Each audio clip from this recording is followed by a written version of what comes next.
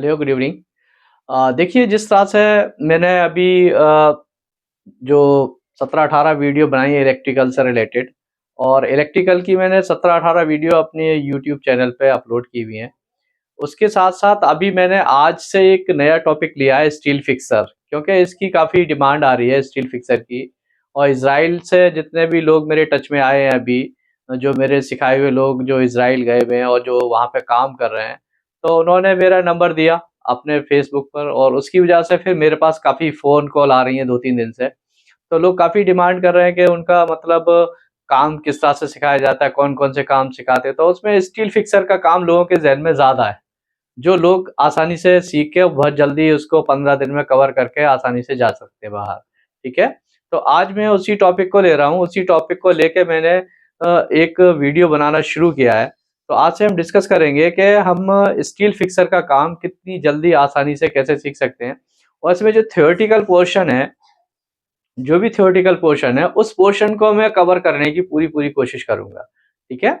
क्योंकि कोई भी बंदा अगर थ्योरेटिकल में क्या होता है, कभी-कभी बंदा टाइम कम लेके आता है ट्रेनिंग के लिए, 15 दिन का या 10 दिन का टाइम लेके आता है, तो उसको थ्योरेटिकल पोर्शन कवर करने में काफ़ी टाइम लगता है। एक्चुअल में होता क्या है, इज़राइल में जब भी टेस्ट लिया जाता है इसका, स्टील फिक्सर का, तो उसमें सबसे पहले पहला राउंड लेते हैं, तो उस पहले राउंड में वो ज़्यादातर थ्योरेटिकल के ऊपर बात करते हैं, ठीक है? थ्योरेटिकली उन्होंने अपना एक सिस्टम बनाया हुआ है कि वो उस पे डिस्कस करते हैं, उसके उसके बारे में पूछते हैं।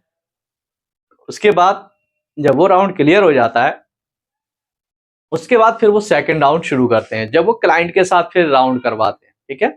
तो पहले राउंड में वो खुद भी ले लेते हैं, खुद लेके उसको एक बार एकदम स्क्रीनिंग कर लेते हैं। जो बंदा काम जानता है, जो उसमें पहले राउंड में क्लियर हो जाता है, उसको वो आगे के लिए चांस दे देते हैं, जो नहीं होता उसको वापस कर देते हैं, ठीक है? आप अगले राउंड के लिए तैयारी पहले और तैयारी कीजिए, उसके बाद फिर आप नेक्स्ट टाइम आप ट्राई कीजिए, ठीक है?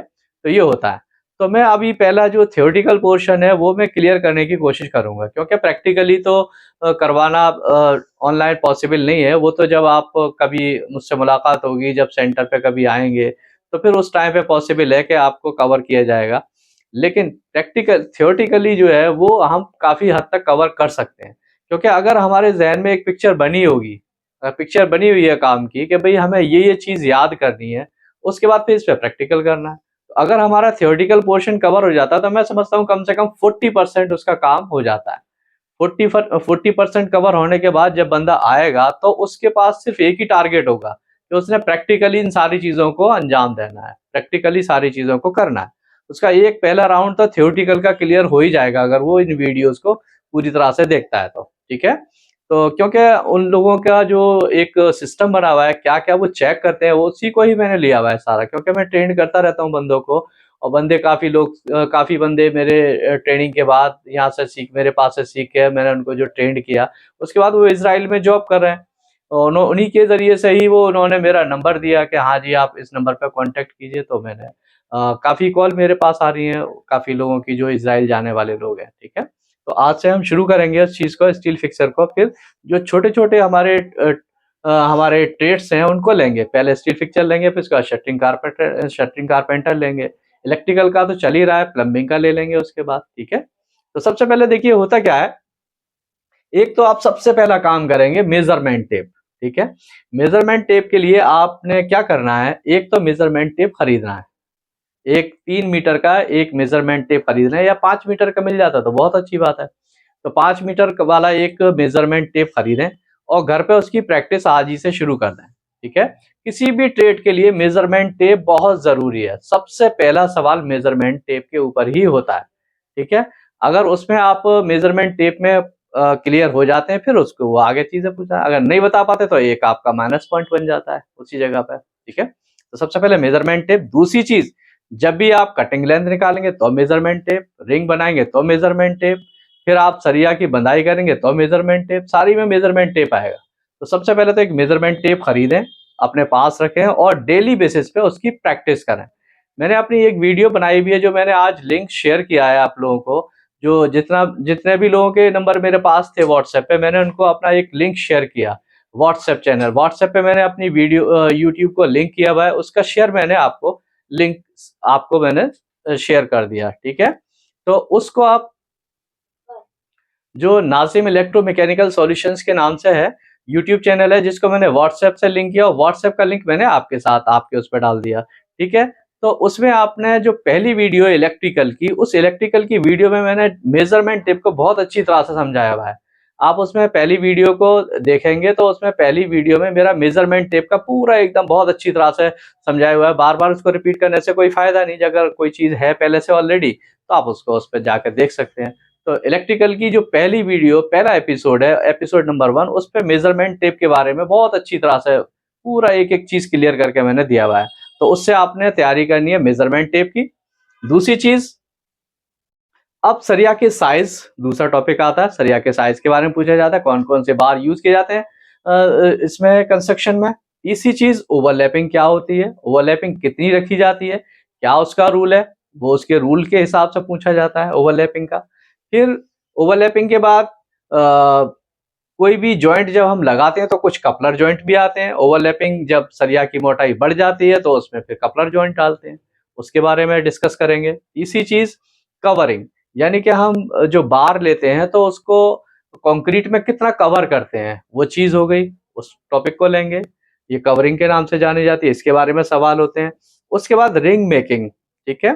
रिंग मेकिंग यानी कि रिंग बनाना, रिंग की कटिंग लेंथ निकलवाते हैं वो। डिफरेंट टाइप के रिंग्स उन्होंने दिए हुए हैं अपने स्कोप में, कि ये रिंग्स के ऊपर डिस्कस करते हैं और उसकी सबसे पहले राउंड में वो उसकी कटिंग लेंथ निकलवा के देखते हैं वर्बली, ठीक है? बोलेंगे भाई आप एक काम कीजिए, एक कटिंग, एक 20 बाई 20 सेंटी का एक रिंग बनाइए, एक 20 बाई 20 सेंटी के रिंग की एक कटिंग लेंथ निकाल के बताइए, 6 mm का बार है। ठीक है? इस तरह से उन्होंने बोल दिया। अब आपने उसकी कटिंग लेंथ आपको आना चाहिए। कटिंग लेंथ आपने निकाली, 2 मिनट में निकाल के आपने उनको दे दी कि सर इसकी कटिंग लेंथ इतनी होगी। वो समझ गए, ठीक है भाई, बंदे को आता है कटिंग लेंथ निकालना। क्लियर हो गया वहाँ पे मामला पहले राउंड में। तो इसी तरह से वो किसी दूसरी रिंग का भी दे सकते हैं, रेक्टेंगुलर रिंग का दे सकते हैं, ट्रायंगुलर रिंग का दे सकते हैं, सर्कुलर रिंग का दे सकते हैं, किसी भी रिंग का दे सकते हैं। कटिंग लेंथ निकलवाते हैं वो पहले राउंड में, ठीक है? थ्योरेटिकली वो पूछते हैं, उसको निकाल के वो लिखते हैं, उसमें मार्क करते हैं कि हाँ जी आपने कटिंग लेंथ किस तरह से निकाली और सही है या नहीं है, वो चीज़ हो गई। तीसरी चीज़, उसके बाद अगले राउंड में वो रिंग का कटिंग लेंथ हो गया। फिर चेयर के बारे में, चेयर में उन्होंने एक्चुअल में 2 चीज़ें दी हुई हैं। चेयर जो हम यूज़ करते हैं, जहाँ डबल जाल यूज़ किया जाता है, राफ्ट वगैरह होती हैं, जब मोटे स्लैब होते हैं, तो उस जगह पे हमें बीच में हमें चेयर का इस्तेमाल किया जाता है, ठीक है? तो उस चेयर की एक तो दो चीज़ें, एक तो चेयर बनाना, चेयर की कटिंग लेंथ निकालना या साइज़ के अकॉर्डिंग चेयर को बनाना। दूसरी चीज़, चेयर की हाइट निकालना, ठीक है? ये उनके उसमें पॉइंट में है कि चेयर की हाइट किस तरह से निकालते हैं, तो ये पूछते हैं वो कि चेयर की हाइट दे देते हैं, किसी चीज़ का स्लैब की मोटाई दे दी उन्होंने, उसके हिसाब से आपको बोल दिया कि भाई इतने साइज़ का सरिया यूज़ हो रहा है, तो बताइए चेयर की हाइट क्या होगी? तो इस तरह से चेयर की हाइट भी निकलवाते हैं या रिंग की कटिंग लेंथ भी निकलवा के पूछ लेते हैं वर्बली, ठीक है? सेकंड राउंड में भी वो उसको चेयर बनवा के देख लेते हैं या रिंग बनवाते हैं, जो भी बनवाते हैं, बधाई करवाते हैं सेकंड राउंड में। पहले फर्स्ट राउंड की बात कर देते हैं। तो एक चेयर का हो गया, एक रिंग का हो गया। रिंग मेकिंग में जो भी उसका कटिंग लेंथ निकलवा के पूछते हैं वो वर्बली, ठीक है? उसके बाद चेयर की हाइट भी निकलवा के पूछ लेते हैं पहले राउंड में। ये हो गया। चेयर बनाना वो सेकंड राउंड का काम है। अच्छा, अब दूसरा मसला आता है कि हमारे रिंग कितनी तरह के रिंग है जो जिस पे वो डिस्कस कर सकते हैं, ठीक है? सबसे पहले एक स्क्वायर रिंग हो गया, ठीक है? Square ring, rectangular ring. Square ring आपका देखिए कोई भी ऐसी शेप जिसकी लेंथ एंड ब्रेथ दोनों बराबर हो, ठीक है? ये 90 डिग्री का एंगल होता है और इस तरह से आपका ये स्क्वायर शेप हो गई आपकी सीधी-सीधी, ठीक है? यूँ करके, ठीक है? ये स्क्वायर शेप हो गई। उसके बाद अब रेक्टेंगुलर शेप है तो रेक्टेंगुलर शेप आपकी इस तरह से रेक्टेंगुलर शेप यूँ करके बना सकते हैं आप। इस तरह से ये आपकी रेक्टेंगुलर शेप हो गई, ठीक है?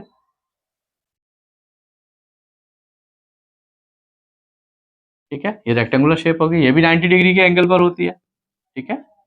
तीसरी चीज़, अब यहाँ पे ट्रायंगुलर रिंग हो गई, तो ट्रायंगुलर रिंग आपकी इस तरह से हो गई, ठीक है? इस तरह से ट्रायंगुलर रिंग हो गई, ठीक? उसके बाद ट्रायंगुलर रिंग के बाद फिर आपकी सर्कुलर रिंग हो गई। सर्कुलर रिंग आपका इस तरह से हो गया, ठीक है? ये इसका सेंटर हो गया, ठीक है? और ये इसका डाया हो गया,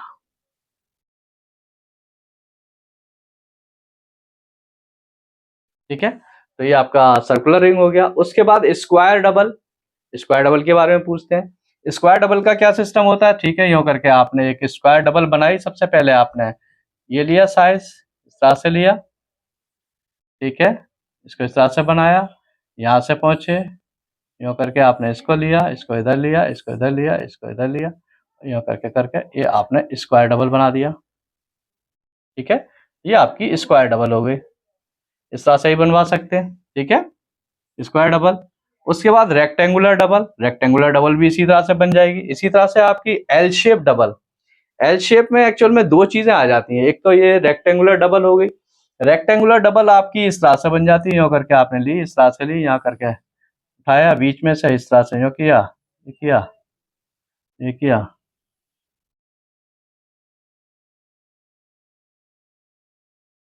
ठीक है, ये आपकी रेक्टेंगुलर डबल हो गई आपकी। इसके बाद अब आपकी एल शेप, एल शेप में आपकी इस तरह से आपकी आ जाती है, मान लीजिए सपोज कि आपकी एल शेप है इस तरह से, तो 90 डिग्री पे भी एल शेप हो सकती है, दूसरे एंगल पे भी हो सकती है, इस तरह से आपकी एल शेप डबल हो गई इस तरह से, ठीक है, एल शेप डबल इस तरह से भी बनवाते हैं, ठीक है। उसके बाद L shape at more than 90 degree, अभी तो ये 90 डिग्री पर एल शेप डबल है, ठीक है। इसको अगर हम इस वाली को यहाँ पे बनाना चाहें तो इस तरह से हमारी, मान लीजिए ये आपकी एल शेप की इस तरह से भी बनवाते हैं,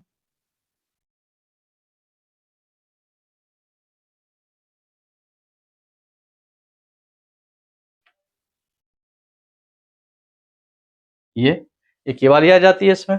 तो इस तरह से ये आपकी कुछ इस तरह की रिंग्स आपकी हो गई जो वो बनवा के देखते हैं, पूछते हैं। ये वाली रिंग कई मरतबा बनवाई गई है, मेरे जो एक कैंडिडेट था जिसको मैंने सिखाया था, वो यहाँ से उसको यहाँ पे चांस नहीं मिला, तो उसको उस टाइम पे काफी थोड़ा सा वहाँ का हालात भी थोड़े से ऐसे ही चल रहे थे, तो वो लेकिन लगा रहा डायनेमिक में, तो उसको यहाँ पे चांस नहीं मिल पाया, तो उसको फिर यहाँ से कहीं साउथ वगैरह में उसको चांस मिला, चेन्नई वगैरह में उसको चांस दिया उन्होंने कि भाई चेन्नई में इंटरव्यू है, आप चेन्नई जाके इंटरव्यू दे दीजिए, अगर आपको इतनी ज्यादा जल्दी है, तो यहाँ पे तो अभी है नहीं इंटरव्यू।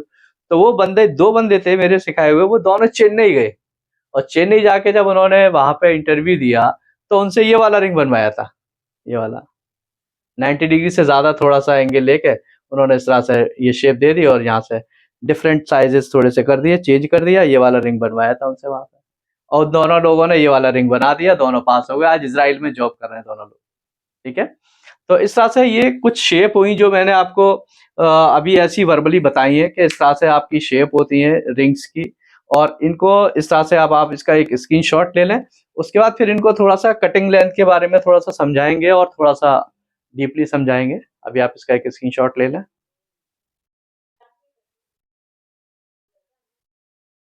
जी, जिस तरह से आप देख पा रहे हैं, देखिए मैंने अभी सबसे पहले बार का साइज ले लिया यहाँ पे। बार साइज हमारे जो नॉर्मल साइज चलते हैं बार के, वो 6 mm, 8 mm, 10 mm, 12 mm, 16 mm, 20 mm, 25 mm, 32 mm and 40 mm, ठीक है। ये हमारे साइज हैं जो हमारे मार्केट में चलते हैं, यहाँ भी सब जगह यही चलते हैं बार के साइज, यानी कि सरिया के साइज। अब मेन चीज आती है ओवरलैपिंग। तो ओवरलैपिंग का जो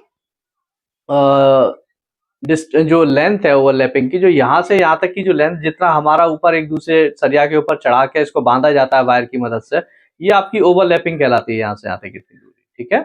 तो ये ओवरलैपिंग आपकी किसी भी बार के साइज का 50 टाइम्स होता है, यानी कि जो का साइज है उसको 50 से मल्टीप्लाई कर देंगे सारे को, तो आपका ये ओवरलैपिंग का साइज निकल जाएगा आपका, ठीक है। अच्छा, एक चीज तो ये हो गई कि अगर कोई भी सामने वाला बंदा आपसे पूछता है कि भाई ओवरलैपिंग सारे का ही, किसी का भी पूछ ले कि इसका ओवरलैपिंग कितना है, इसका ओवरलैपिंग बताइए, 16 mm के बार का ओवरलैपिंग कितना होगा, 12 mm के बार का ओवरलैपिंग कितना होगा, तो आप बता देंगे इसको 50 टाइम्स, इसको कर लेना, याद कर लेना इसको, उसके हिसाब से आप बता सकते हैं, ठीक है। दूसरी चीज, अब यहाँ पे ओवरलैपिंग के कुछ रूल्स हैं, ठीक है। जैसे आप देख पा रहे हैं ऊपर मैंने 3 पॉइंट दिए हुए हैं, ये मैंने ओवरलैपिंग के एक वर्टिकल मेरा एक कॉलम है, कॉलम के मैंने 4 सरिये दिखाए हुए हैं, जो 4 सरिये हैं, मैंने ऑल्टरनेट में इसमें क्या किया है, देखिए इसके कई 2 3 4 रूल बनते हैं यहाँ पे आपके ओवरलैपिंग के, ठीक है। सबसे पहली चीज तो ये कि हमारा जो ऊपर का जो बीम होता है, ऊपर का बीम और नीचे का बीम, जो स्लैब टू स्लैब बीच की जो दूरी होती है, वो ऑलमोस्ट 3600 mm के करीब हो जाता है। 8 दूनी 16, 3200 mm के करीब हो जाता है। ठीक है, तो इसको एक्चुअल में करते क्या है कि हमारा जो ओवरलैपिंग के लिए जो जॉइंट डालना है हमें, सबसे पहली चीज तो एक रूल आता है कि रूल नंबर 1, सारे के सारे जॉइंट किसी भी चीज के एक ही लाइन में नहीं होना चाहिए। ठीक है, इसमें आपका बीच में गैप होना चाहिए। कितना गैप होना चाहिए? सेंटर टू सेंटर, अगर हम ऊपर वाले, देखिए 50% जॉइंट एक जगह आप डाल सकते हैं, 50% जॉइंट आपने दूसरी जगह पे डालना है। ठीक है, अब ये बात आती है कितनी दूरी पे डालना है, तो उसका भी रूल है कि आपने जो 50% ऊपर में रखे हुए हैं जॉइंट और जो नीचे रखे हुए हैं, सबसे पहली चीज तो ये जॉइंट आपने ऊपर से 800 mm छोड़ के और नीचे से 800 mm छोड़ के उसके बीच में आपने जॉइंट डालना है। सबसे पहली चीज तो ये हो गई। ठीक है, रूल नंबर 1। दूसरी चीज, ये पूछा जाता है इजराइल के, उसमें पूछ लेते हैं उस चीज को, एक एक चीज बारीकी से पूछ लेते हैं। ठीक है, तो इसलिए मैं उसी हिसाब से ही बता रहा हूँ, वरना गल्फ में इतना पढ़ाने की जरूरत नहीं पड़ती। गल्फ के लिए तो 800 mm नीचे से, 800 mm ऊपर से हमने छोड़ दिया इसको, नीचे से ऊपर से। अब हमारा बीच में 1600 बचा। अब 1600 में हमने दो जॉइंट जो मारने हैं इसके, अगर सपोज कि हमारे सारे चारों बार एक ही जगह पे आके खत्म हो रहा है, हमने एक ही जगह पे खत्म हो रहे हैं सारे बार, तो हमें क्या करना पड़ेगा? दो बार को छोटा करके ऑल्टरनेट में नीचे कर लेना है। ठीक है, इतना नीचे करना है कि इन दोनों की centre to centre distance 1 metre to 1.2 metre होनी चाहिए, यानी 1 मीटर से 1.25 मीटर के रेंज में इसकी दोनों की सेंटर टू सेंटर अगर डिस्टेंस निकालें ये वाली, तो ये आपकी 1 मीटर से 1.25 मीटर के बीच में होनी चाहिए। रूल नंबर 2 हो गया। ठीक है, और उसके बाद फिर आपका रूल नंबर 3, आपका सारे जॉइंट एक जगह नहीं होने चाहिए, ऊपर से और नीचे से 800 छोड़ के 1600 में हमें बीच में जॉइंट डालना है। इस तरह से मैंने यहाँ लिख दिया, ऊपर से और नीचे से 800 mm छोड़कर 1600 mm में जॉइंट डालना, पहला चीज। दूसरी चीज, जॉइंट सीसी यानी centre to centre distance 1 metre to 1.2 metre. ठीक है, दूसरा रूल हो गया। तीसरा रूल, सारे जॉइंट एक लाइन में नहीं होने चाहिए। इस तरह से ये 3 रूल बन जाते हैं यहाँ पे मोटे मोटे। इनको आपको याद करना पड़ेगा तीनों रूल्स को, और आपने इसी तरह से वो पूछते हैं कि बताइए किस तरह से आप करेंगे, कितनी दूरी रखेंगे उन दोनों के बीच में, ऊपर से कितनी जगह छोड़ेंगे, सेंटर टू सेंटर कितनी दूरी होनी चाहिए। ठीक है, और आपने बराबर बराबर के लेना है या ऑल्टरनेट में लेना है। तो ये सारे कई सारी पॉइंट्स यहाँ पे बन जाते हैं। तो इस तरह से मैंने पिक्चर भी दी हुई है और उसके हिसाब से डायमेंशन भी लिखी हुई है और पॉइंट भी लिखे हुए हैं। तो आप इसका एक स्क्रीनशॉट ले लीजिए।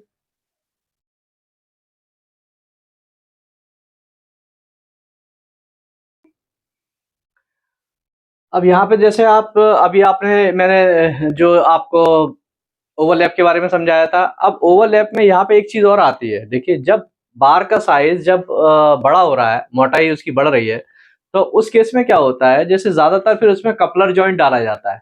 क्योंकि एक बार है, सपोज कि ये 20 mm का बार है, तो 20 mm के बार को थोड़ा सा टिल्ट कर पाना, उसको टेढ़ा कर पाना, टेढ़ा करके उसका जैकल बनाना और ओवरलैप करना, वो आसान नहीं होता। एक चीज हो गई। दूसरी चीज, अगर हम टेढ़ा करके उसको करते भी हैं, तो उसकी लेंथ काफी बढ़ती चली जा रही है। अब लेंथ बढ़ती जा रही है, सपोज कि अगर आपका 20 mm का सरिया, तो 1000 mm यानी कि 1 मीटर की लेंथ हो गई। 1 मीटर की लेंथ डबल हो रही है, तो 1 मीटर की लेंथ की जो कॉस्ट जा रही है, वो कॉस्ट अगर हम यहाँ पे कपलर जॉइंट डालते हैं, इसको कपलर जॉइंट बोलते हैं एक्चुअल में। होता क्या है, ये 20 mm से लेके 40 mm तक के उसमें डाला जाता है ज्यादातर। गल्फ वगैरह में इसका यूज किया जाता है, सब जगह इसका यूज किया जाता है, यहाँ भी किया जाता है। तो अगर सपोज कीजिए आपका ये साइज 20 mm पे पहुंच गया, तो फिर हमें कपलर जॉइंट को ज्यादा प्रेफर करते हैं। ठीक है, उसमें क्या होता है, एक तो खर्चा कम हो जाता है। हमें एक सिर्फ एक सॉकेट टाइप का एक होता है, ये जैसे सॉकेट होता है, अंदर में थ्रेड कटे हुए होते हैं। तो इसमें हमने सरिया के ऊपर 100 mm की लंबाई में इसमें थ्रेड कटवा देते हैं, और इसमें पूरे में थ्रेड कटे होते हैं। तो उसको दोनों तरफ से सरिया को टाइट कर देते हैं, इसके ऊपर अंदर इसमें चढ़ा देते हैं, तो हमारा इस कपलर जॉइंट बन जाता है। तो इसमें कॉस्ट कम जाती है, तो फिर उसके बाद और फिर इसको लगाना भी आसान होता है। 200 mm के सरिया पे कॉस्ट भी ज्यादा जा रही है और लगाना भी मुश्किल है, उसको टेढ़ा करना, उसको लगाना भी मुश्किल है। तो इस तरह से फिर 20 mm से लेके जो ऊपर के साइज होते हैं, फिर उस पर हम कपलर जॉइंट को प्रीफर करते हैं। ठीक है, जो भी कंस्ट्रक्शन में होता है तो वो कपलर जॉइंट डाला जाता है ज्यादातर। ठीक है। तो इसमें क्या होता है कि बस इसका एक सरिया का एक, तो ये कितने कितने पे थ्रेड कटिंग करनी है, इसका कपलर की लंबाई कितनी होगी, 200 mm की लंबाई होगी, ठीक है। और साइज 20 mm से लेके 40 mm तक के साइज पे इसको कपलर जॉइंट को डाला जाता है। तो इसको भी आप नोट कर लें, इसको कपलर जॉइंट को, ठीक है।